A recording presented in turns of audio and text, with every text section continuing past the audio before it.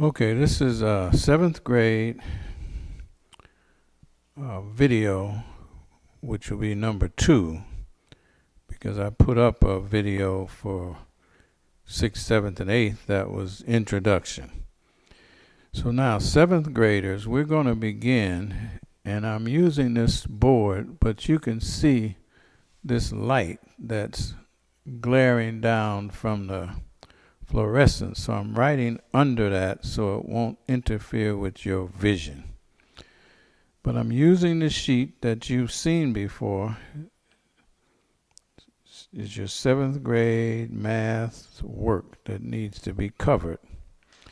So you'll have the sheet. So I've written down the things we want to start with. But before we even start, I want you to understand as 7th graders, you're in the grade that has one of the more challenging math subject matter. And the reason for that is the Ohio Department of Education has determined that by 7th grade, you really need to apply the information, the knowledge that you have, and the rules. So in 7th grade, you run into a lot of story problems, which most math students would rather not have. So since we know you're going to run into story problems, we have to start out with a firm understanding of what we're talking about. So when you see things in a story, you'll be able to make sense out of what it's asking you to do. So we're going to start slow, but you need to make sure you take notes, you write down what is on the board, and you'll have plenty of time because you'll have the video that will allow you to look at it, pause it, so you can write things down. And remember, writing it down is the best way for your brain to begin to remember it, because we have 3 basic ways of learning. One is to see something, hear something, or write something. The writing allows your brain to really begin to see it better than if you just heard it, and better than if you just saw it. So that's why I ask you to write these things down, because it records it better in your mind.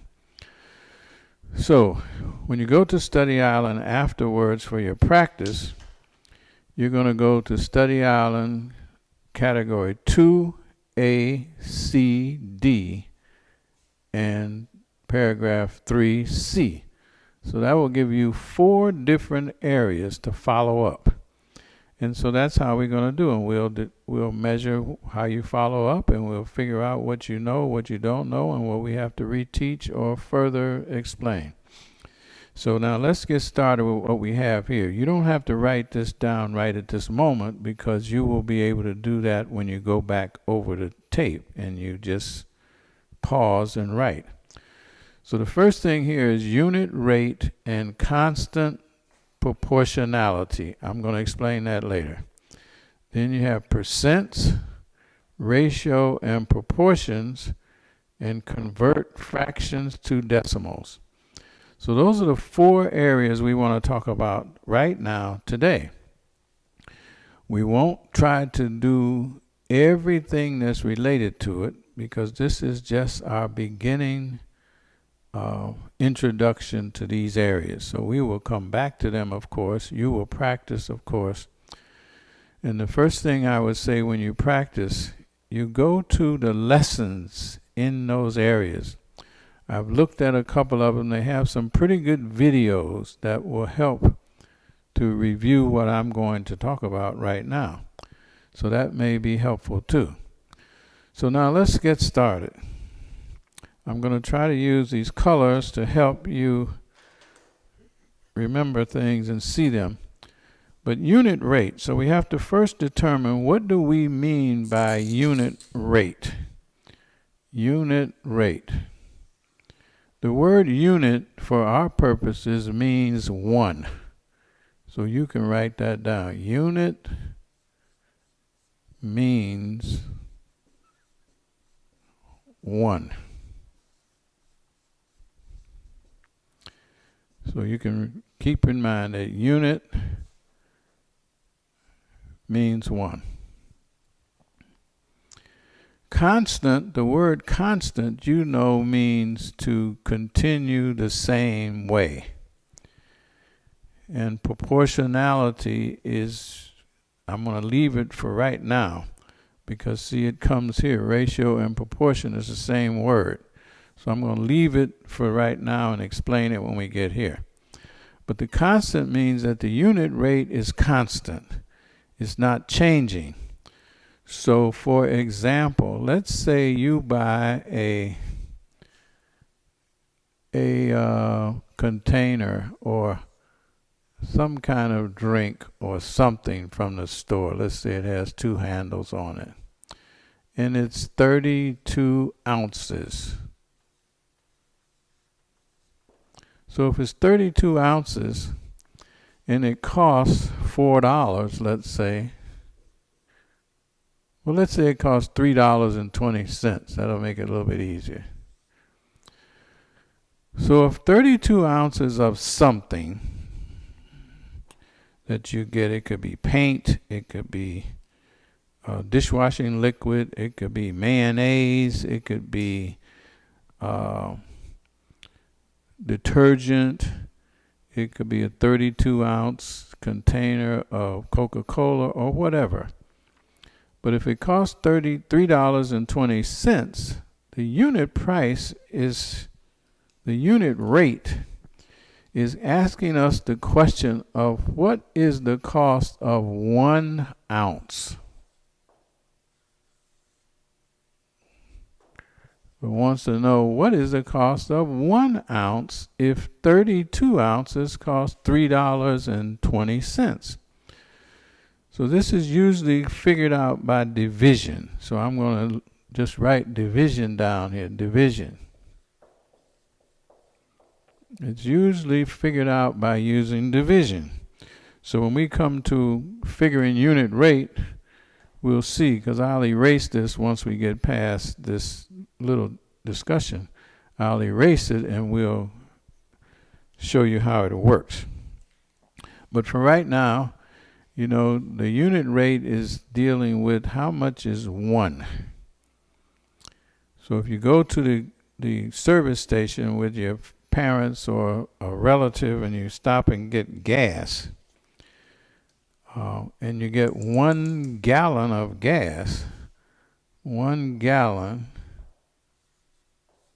gas, and let's say it costs $2.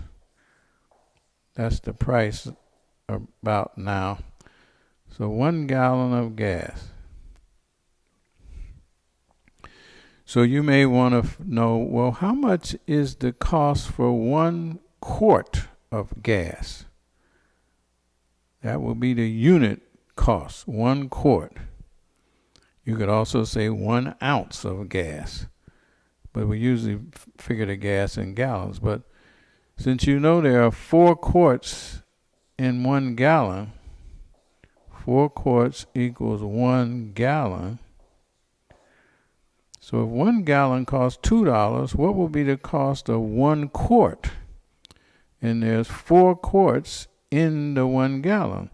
So see, you could take the $2, divide by 4. $2 divided by 4. And that will tell you how much 1 quart costs. And you can figure that out. So 4 won't go into 2, so you bring the decimal point up. 4 into 20 is 5. 4 times 5 is 20. You get 0, so there's nothing else. So this would tell you that 1 quart of gas costs 50 cents. So if there's 4 quarts in there, so the first quart, you would say costs 50 cents. You would probably also say that, well, the second quart costs another 50 cents. And I say, well, what would the third quart cost? You say, well, that costs 50 cents too, because all the quarts cost the same thing.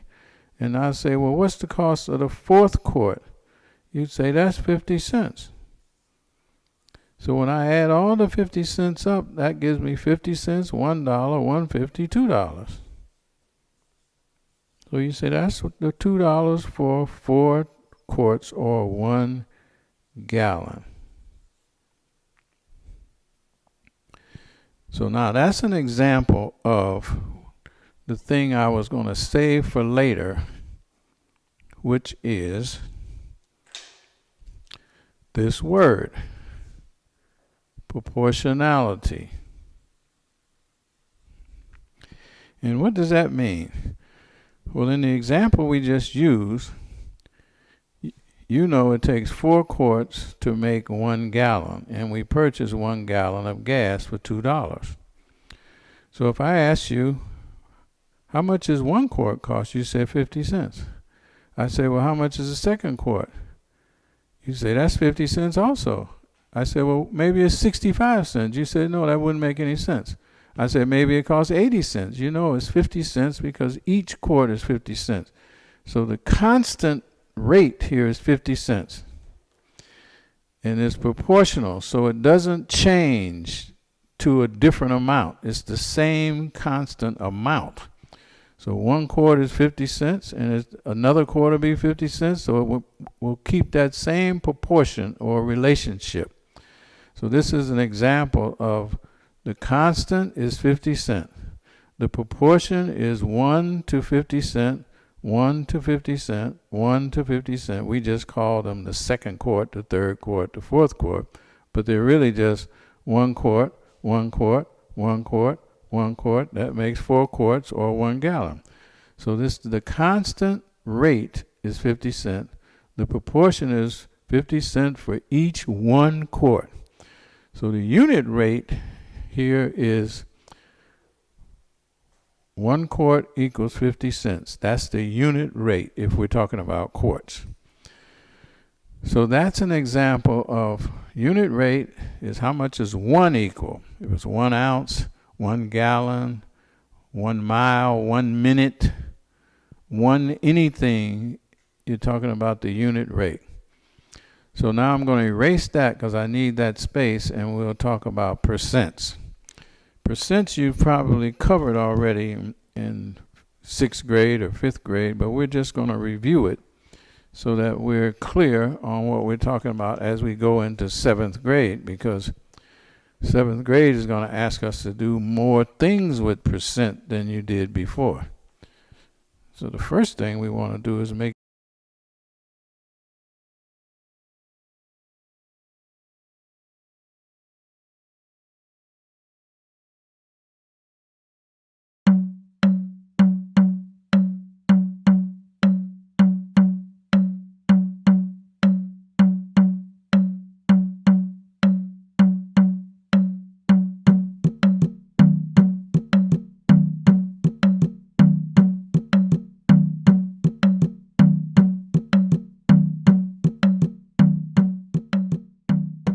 In the beginning, all tales and stories belonged to Nyame, the sky god.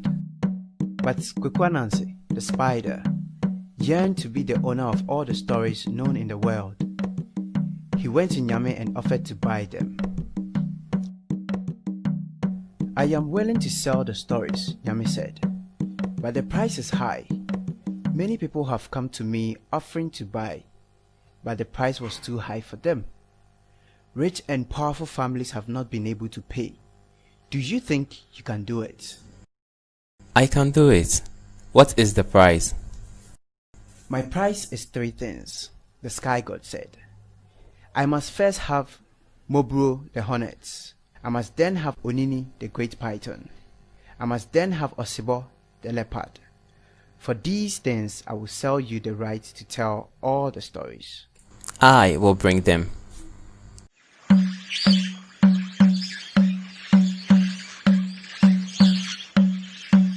He first cut a gourd from a vine and made a small hole in it. He took a large bowl and filled it with water. Anansi went to the tree where the hornets lived.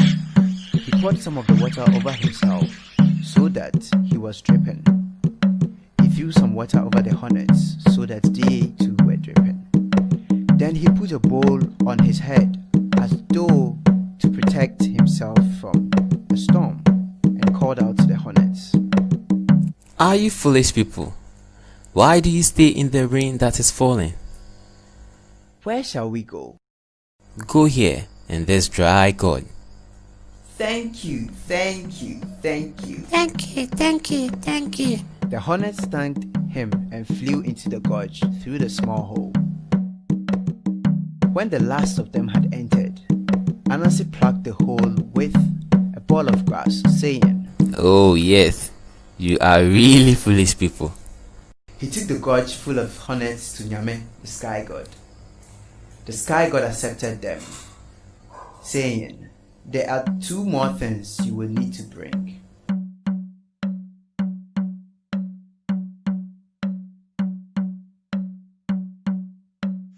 Anansi returned to the forest and cut a long bamboo pole and strong vines.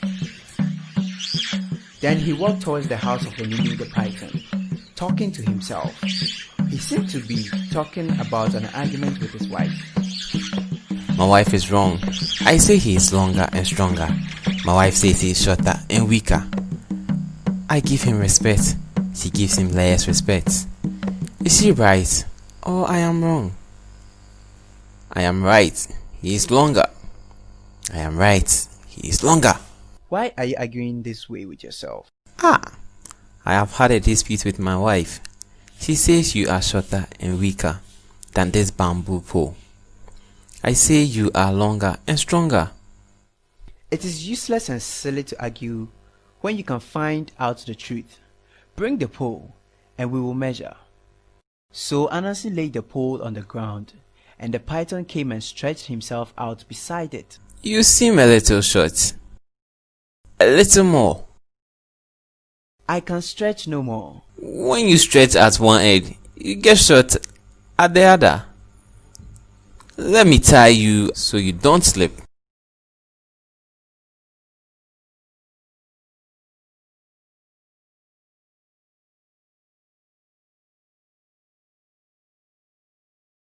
Onini, it turns out my wife was right, and I was wrong.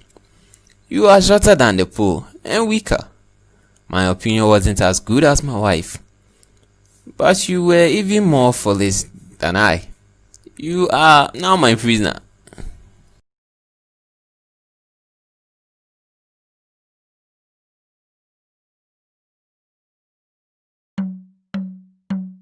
Anansi carried the python to Nyame, the sky god, who said, There is one thing more. Osibo, the leopard, was next. Anansi went into the forest and dug a deep pit where the leopard liked to walk. He covered it with small branches and leaves and put dust on it so that it was impossible to tell where the pit was. Anansi went away and hid.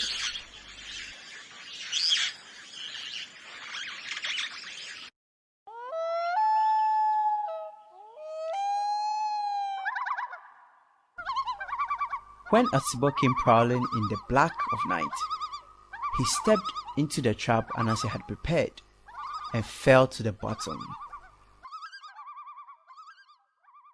Anansi heard the sound of the leopard falling, and he said, Osibo, you are half foolish.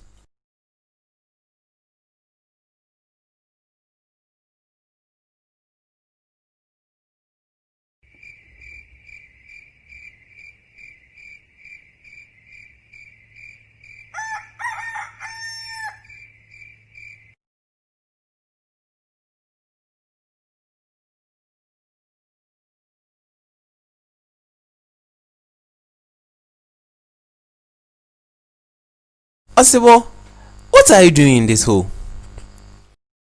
I have fallen into a trap. Help me out. I would gladly help you, but I'm sure that if I bring you out, I will have no thanks for it. You will get hungry, and later on, you will want to eat me and my children. I promise, it won't happen. Very well. Since you promise it, I will take you out. He bent a tall green tree toward the ground, so that its top was over the pit, and he tied it that way. Then he tied a rope to the tip of the tree and dropped the other end of it into the pit. Tie this to your tail. Osibo tied the rope to his tail. Then Anansi took his knife and cut the other rope. The one that held the tree bowed to the ground. The tree straightened up with a snap, pulling Osibo out of the hole. Osibo hung in the air, head downwards, twisting and turning. As he twisted and turned, he got so dizzy that Anansi had no trouble tying the leopard's feet with vines. Anansi took the dizzy leopard, all tied up, to Nyame, the sky god. Here is the third thing. Now I have paid the price. Kweku Anansi. Great warriors and chiefs have tried, but they have not been able to do it. You have done it. Therefore, I will give you the stories. From this day onward, all stories belong to you. Whenever a man tells a story, he must acknowledge that it is Anansi's tale. And that is why in parts of Africa, the people love to tell and love to hear the stories they call spider stories. And now, you have heard one too.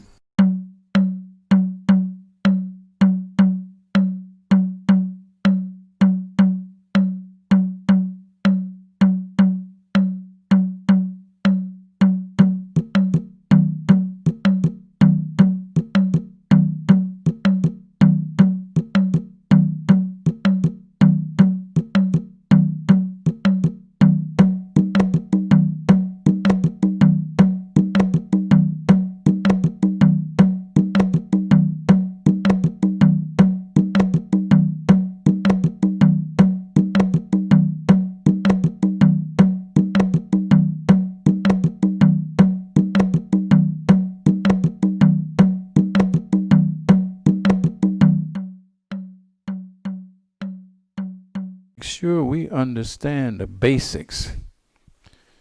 If we understand the basics, we can build on that. So let's see what we do with a percent.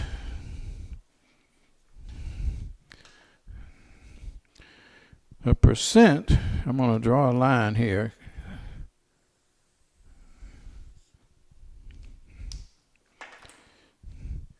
A percent is, it comes from us having a fraction. Like we have a fraction of 3. Say we have a fraction of 3/4. Now what does this mean? This means 3 divided by 4. It could also be expressed as a proportion of 3 to 4, which would look like this: 3 to 4. So for every 3 of something, there's 4 of something else. Or 3 divided by 4. Or 3 out of 4. If we're talking about a whole pizza, for example, that has 4 pieces, this would be 3 out of 4, or 3 divided by 4, or 3 to 4. So all of that can be the same in different interpretations of the same thing. So if I have a fraction or a ratio of 3/4, or a fraction of 3 divided by 4, and I ask you to change that into a percent, you would tell me first, well, Dr. Whitaker, you can't change 3/4 to a percent because you'd first have to change it to a decimal. So I would say, well, how do you change it to a decimal? You say, well, that's easy because I just read this. It says 3 divided by 4. So I do that. 3 divided by 4. 4 is too large, so I'd have to add a decimal point here, which is already there. I put my decimal point up here. And now in order to make a decimal, I have to have at least 2 zeros, because we have a custom that says if we're making a decimal from a fraction, we need 2 decimal places. So now you say, well, you just divide. So 4 won't go into 3, but 4 will go into 30. So I say, well, how many times will 4 go into 30? You say 7 times. Because those of you that know your math multiplication tables very well, you know 4 times 7 is 28. Now, if you don't know your math multiplication tables well, this has to be your first priority to learn. Because if you don't learn that, you'll have a very, very hard time doing all the work in 7th grade math, because it requires so much multiplication. So I subtract and I get 2. I bring down the 0 and I get 5. So if I take 3/4 and change it to a decimal, is 0.75. So now that's 0.75 is my decimal. DECIMAL. Now you notice that's the word right here too. Convert fractions to decimals. So see, we're jumping ahead to this because I needed to talk about percents. So the other thing about math that's interesting, and it's kind of nice actually, because you end up talking about the same things over and over and over. The application of them just becomes more complex. But see, I'm trying to explain percents right now, but I have to go through decimals to get there. So in decimals is down here. So we're covering this thing at the same time we're talking about this. Just like we talked about unit rate, constant proportionality. In order to explain that, we ended up with an example that explains this. So that's why we can talk about all these things together. So now I have a decimal, 0.75. Now there's a lot of things we can say right now, but we're only interested in percents. So how do I change 0.75 to a percent? You say, I remember that when we talked about it before. So here's the rule, 0.75. To make that a percent, we have a 2-step process. First, step 1, we move the decimal point 2 places to the right. 1, 2. And now that becomes 7, 5 point. I don't need the point because there's nothing coming after it.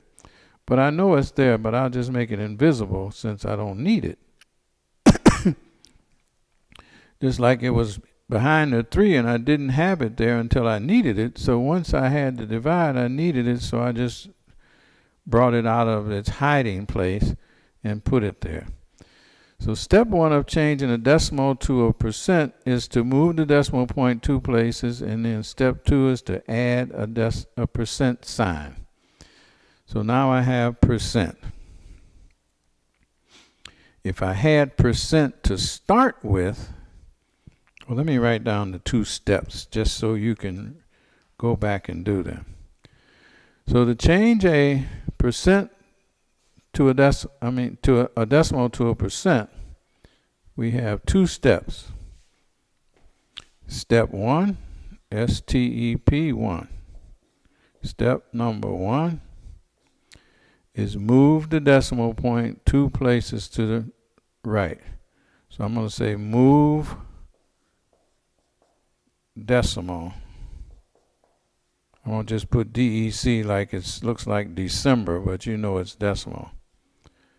2 places. Now remember, you can go back and write this when you, at your leisure, you can just stop the tape and you'll see it here and you just write it down. So to change this decimal, 0.75, to a percent, I have step 1 is move the decimal point. Step number 2 is to add the decimal, add the percent sign. So I add percent.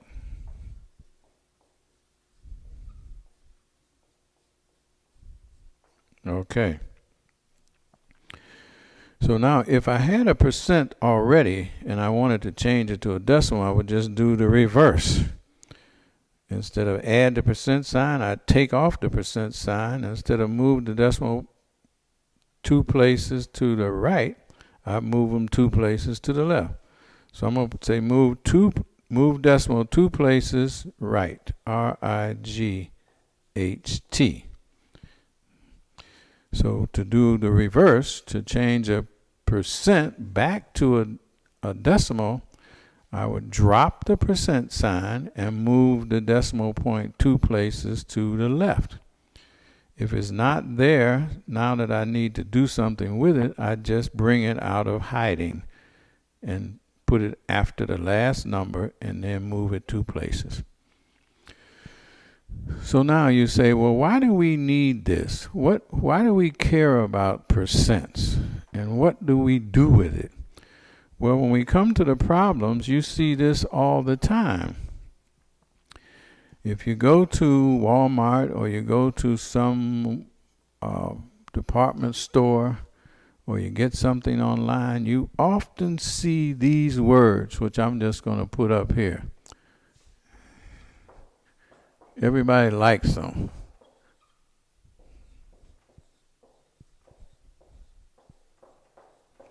So you may see something like this that catches your eye. It says sale, 40% off. So now that's talking about percents. And you want to buy something and it's telling you that it's on sale. It's on a special sale. And it's 40% off of the normal price. But if you don't know anything about math, you don't know what that's talking about. So you have to figure out, or if you wanted to know, or you wanted to be intelligent, you would say, well, 40% off, 40% is a decimal. So let's say I pretend like I had this actual problem. 40% off means how much is going to be taken off? I don't know, but it seems like it's a good deal. So how would I first have to change this to a decimal, which I could do, drop the percent sign and move my imaginary decimal point 2 places to the left, and now I know that 0.40 is going to come off of the price of the thing. Now I can figure out whether they're going to try to cheat me or they're giving me the actual amount off that they're advertising, so I can be an intelligent consumer and not just go by whatever the cash register says I owe. I could figure these things out myself. So now we're going to go to ratio and proportions, which we've already been talking about, but now we're going to add a little something to it that will help us to clarify a little further. So I'm going to clean all of this off except for 3 and 4, and you can capture that when you go back and review it and pause. So I'm going to pause right here and clean that off, and then we'll continue.